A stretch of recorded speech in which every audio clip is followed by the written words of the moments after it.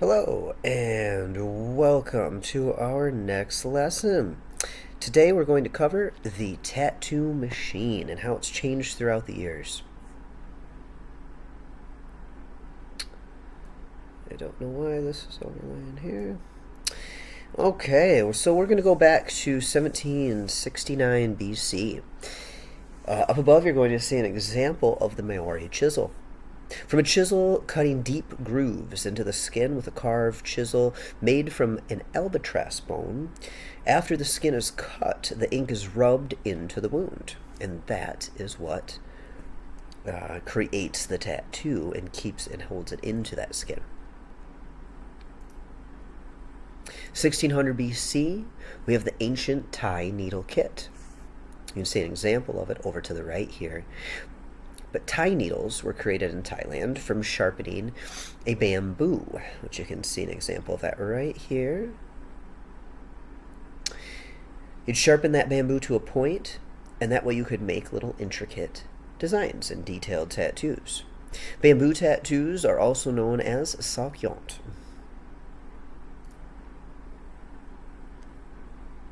1595 BC, we have a Polynesian rake needle. You can see an example over here.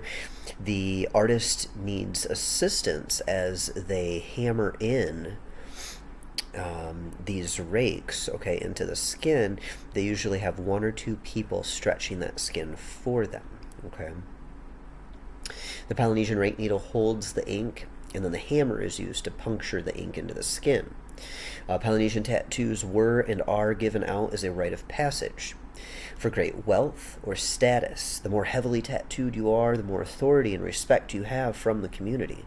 The less you have, the more you are shunned. Like most cultures, this focus is more on men than women, although women were also given that rite of passage as well. In 1450 BC, we have Egyptian tattoo needles. Egyptians created their own tattoo tools to insert ink into the skin. They used small bronze tattooing little implements. They're from Gurub, Egypt, and they can be found in the Petrie Museum of Egyptian Archaeology in London. This photo up here was put out by MotorCityTattooMuseum.com. In 1860, we have the Thomas Riley single coil rotary machine, and you can see the patent over to the right here. Thomas Riley invented the single coil tattoo machine. The electric needle was invented by Mr. Riley and his cousin Mr. S.F. O'Reilly, and was patented by them on December 8th of 1891. Although it has since had several alterations and improvements made to it, which improved on O'Reilly's patent by adding 6 needles to it.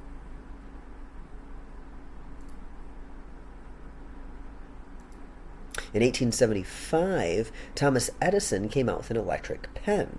Okay, Thomas Edison's engraver. This idea was the stencil pen, created in 1876 to copy documents for businessmen.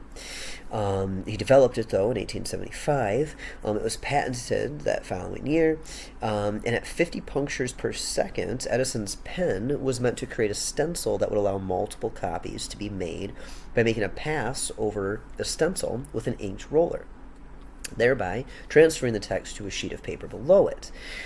Given its anonymity today, it's not surprising that the contraption was largely a flop. However, this led to a huge improvement in the tattoo industry.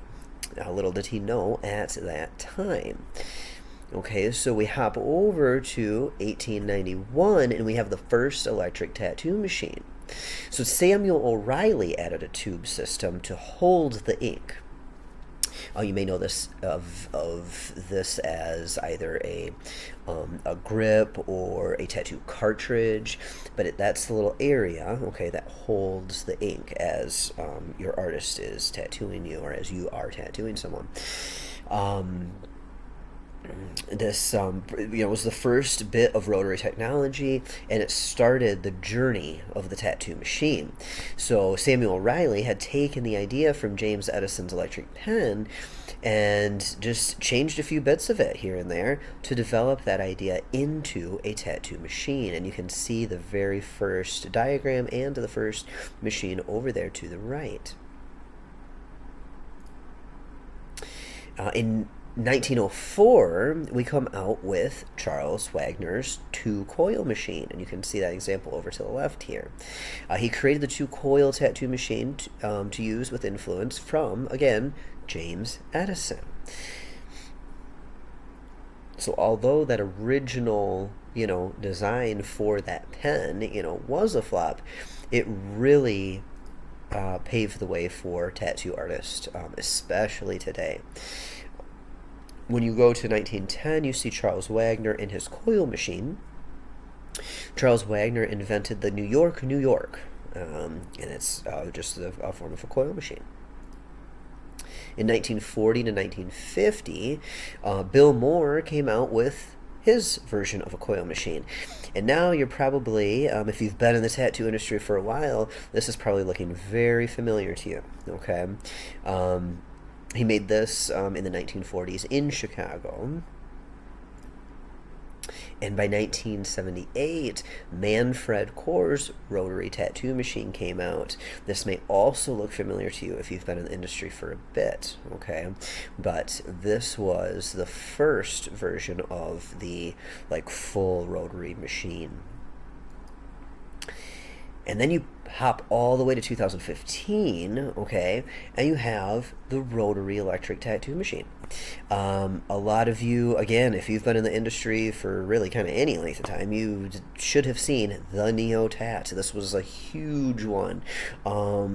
It got, I think it was in the hands of most tattoo artists that were willing to learn, a new style or get away a little bit from the coil machine.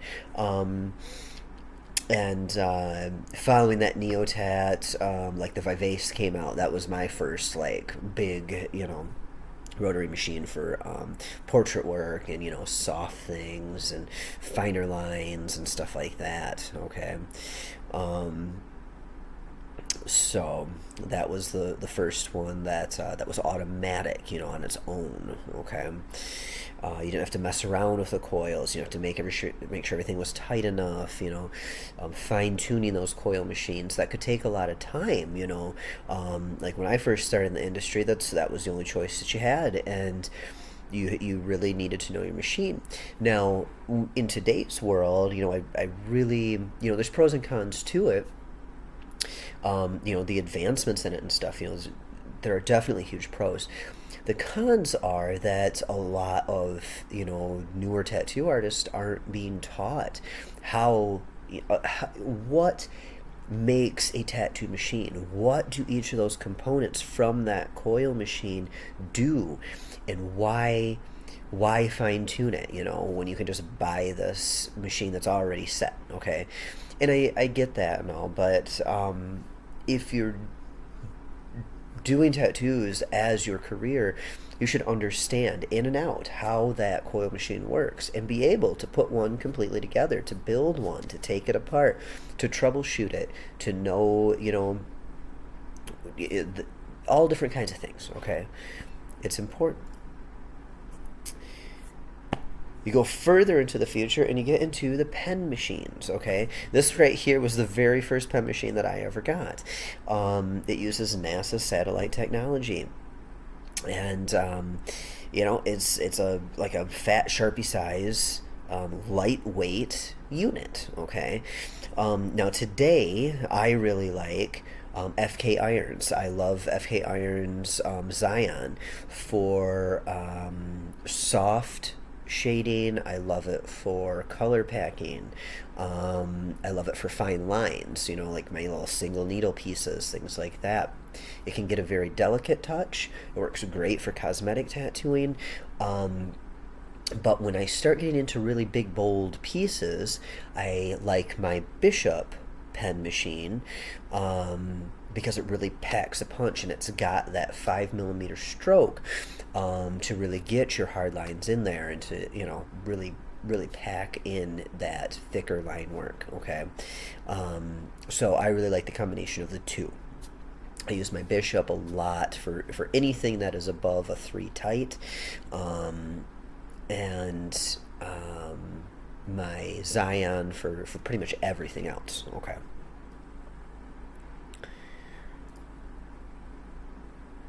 I'll put the link in your Apprentice lesson to go ahead and watch this video. Highly recommend watching it, and then move on to the next portion. Okay, the next portion is the lesson of the day. I'm going to give you a brief introduction here, okay, to the coil machine. But if you have a tattoo master, if you just have old coil machines, get that sucker out, okay, and learn about it. All right, it's important. Okay, so here we're going to talk about this piece right down here. Now, sometimes this is an entire piece on its own. Other times it's screwed together. Okay, it really kind of depends. There's a lot of different setups out there, but there's your tip, your grip, and your tube. Okay, and no matter what, even if it doesn't come as 1 or 2 or 3 pieces, you're going to put those together to become one. Okay, and you're going to slide your needles down that tube through the tip, get the depth that you need, okay, and then you're going to put the little almost kind of O-ring, all right, onto your top hat grommet, the little opening, you know, that's on your needles there, okay, and that grommet is going to hold that into place. You're going to slide that right onto this piece. Okay, and this piece is your armature bar. Now, this armature bar, it contacts with these coils, okay, and it moves up and down really fast, okay, and that is what pushes your needles into the skin. Okay, now there's that portion, okay, but then there's also this piece that hooks, okay, it hooks into the spring saddle onto your frame, which is right here. Okay, here's your spring saddle. You've got your contact screw, boom, okay, that hits. Okay, so here's your contact screw right here, and you're going to screw that in as far as you need. It's going to create tension, so it depends how much tension you need based on what it is that you're doing. Okay, but that right here, main spring, is going to hit onto that armature bar, okay, and your front spring is going to have the tension. Okay, so this is the front, this is the main, okay, and then back here it's into your spring saddle. Okay, now the over time, a lot of times your contact screw would kind of wear down, things like that, depending, you know, what you're doing, what type of pieces you're doing, things like that. So as you kind of screw that down, you lose that tension, you screw it down, lose that tension. You know, you eventually need to replace those pieces. A lot of times you need to replace, you know, some of these, but it was really easy with the coil machine. You can replace those pieces, and you know what you need, and you know what's good quality over time. Okay. The grommet, you'd replace that all the time. Obviously your needle, you would not reuse that. A lot of times the grips, if they were metal, then you would put those through your autoclave along with the tube and tip. You'd have different tip sizes, things like that. Eventually they came out with, you know, just your disposable, like one whole piece. So obviously, if you went that route, you were just throwing that out, you know, every time. That's kind of how that worked. Your tube clamp here, you've got this screw usually that you'd screw to tighten onto that tube, so this doesn't move at all up and down. Okay, the only thing that's moving up and down is your needle, you know, and connection into your armature bar, you know, and all that. Now here you have your front coil and your back coil, okay? And around all of that, including onto your needle, you've got your rubber bands. Usually it was a couple of rubber bands. It really depended what you were doing. It depended on your machine. It depended on the piece, the location of the body. Depending how many times you would wrap those rubber bands or how many rubber bands you'd have. A lot of times it depended on the type of rubber bands and their elasticity, okay? But that is the setup for your coil machine. And you could always replace any of these little pieces. You could create your own. You could get custom coils, and screw those into place. It was really cool, all the things that you could do with that your coil machines, okay? And why a lot of artists, also...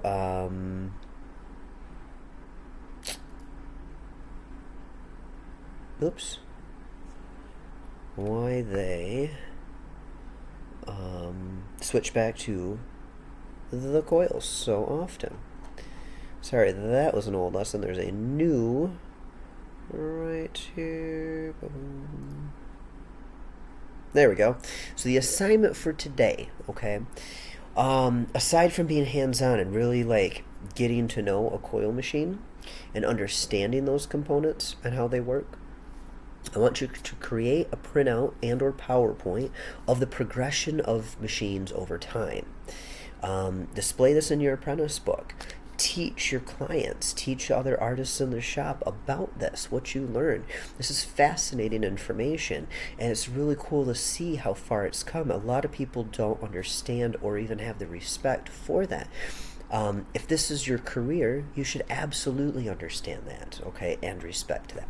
Okay, if you have a tattoo master, present it to your master, and teach them something new if you can.